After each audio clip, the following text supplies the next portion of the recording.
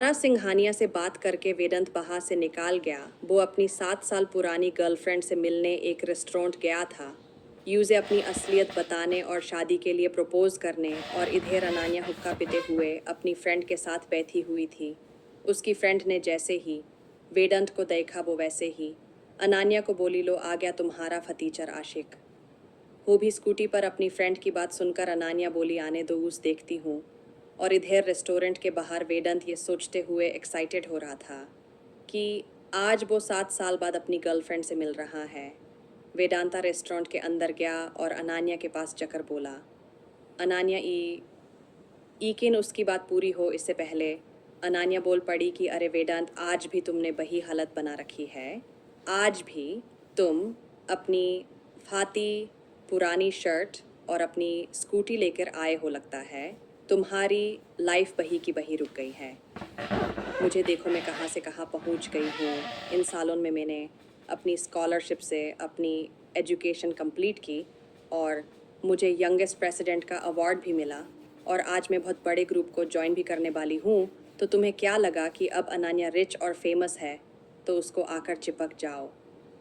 अनान्या की बात सुनकर वेदांत बोला, ये कैसी बातें कर रही हो तुम अनान्या? हमने डिसाइड किया था कि 7 साल बाद हम यही मिलांगे, याद है? उसकी बात सुनकर अनान्या बोली कि मुझे लगा था कि 7 साल में तुम कुछ बन जाओगे, लेकिन तुम्हारी तो लाइफ बही की बही रुक गई है।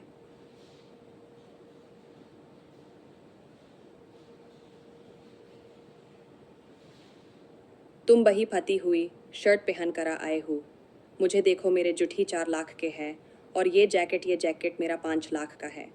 तुम्हें क्या लगा कि तुम्हारे जैसे फटीचर से मैं शादी करूँगी? ये मत सोचना कि तुम मेरी दुनिया में बिलोंग भी कभी करते हो।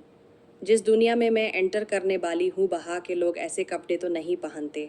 आई एम एन अचीवर और मैं एक लूसर के साथ कभी नहीं रह सकती। शादी करना वो तो बहुत दूर की बात है वेदांत। तुम ना बहुत गरी टाइप के इंसान हो। तुम्हारी स्टैंडर्ड और तुम्हारी औकात वो सब इतनी लो क्लास है कि तुम वेटर बनने के लायक भी नहीं हो। वेटर भी तुमसे अच्छे ड्रेस्ड है।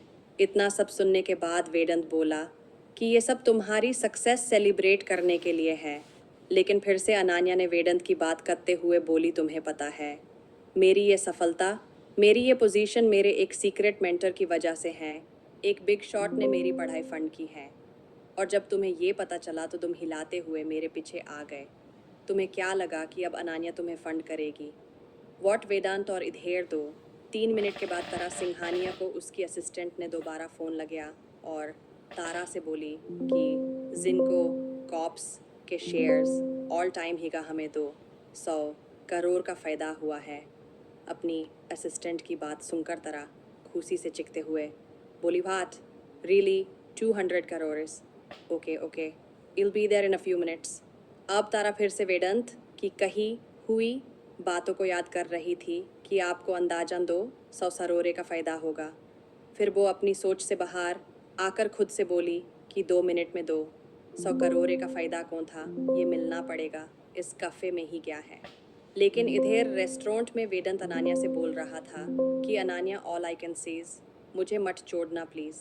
अनान्या वेदांत को लात मारते हुए बोली कि दूर रहो मुझसे, और वेदांत नीच गिर गए। अब वो फिर से वेदांत की कॉलर पड़ाकर उठाते हुए बोली कि क्या हुआ? शॉक्ड हूँ। तुम्हें क्या लगा कि तुम अपनी घटिया शक्ल लेकर ये अपने घटिया से कपड़े पहन कर आए हो और तुम्हारी ये घटिया हरकत देखकर मैं इम्प्रेस हो जाऊंगी? लेकिन फिर वेदांत बोला कि अनान्या में तो बेअसबू। लेकिन अनान्या फिर से वेदांत की बात को काट कर बोली, तुम ना एक बहुत गरीब और नाकामयाब इंसान हो। तुम मेरी लाइफ में फिट नहीं होते। And now I am going for a party, हटो यहाँ से। उसकी बात सुनकर वेदांत बोला कि तुम ये कहना चाहती हो कि मैंने तुम्हारे लिए कुछ नहीं किया? उसकी बात का जवाब देते हुए अनान्या बोली कि हाँ किया ना। कॉलेज में तुमने मुझे कुछ पैसे दिए थे मेरी पढ़ाई के लिए, उसके बाद क्या किया? गायब हो आए थे मैं अकेली लड़की, अकेले यहाँ तक पहुँच हूँ, समझे? अब हटो यहाँ से, वेदांत फर से बोला अनान्या।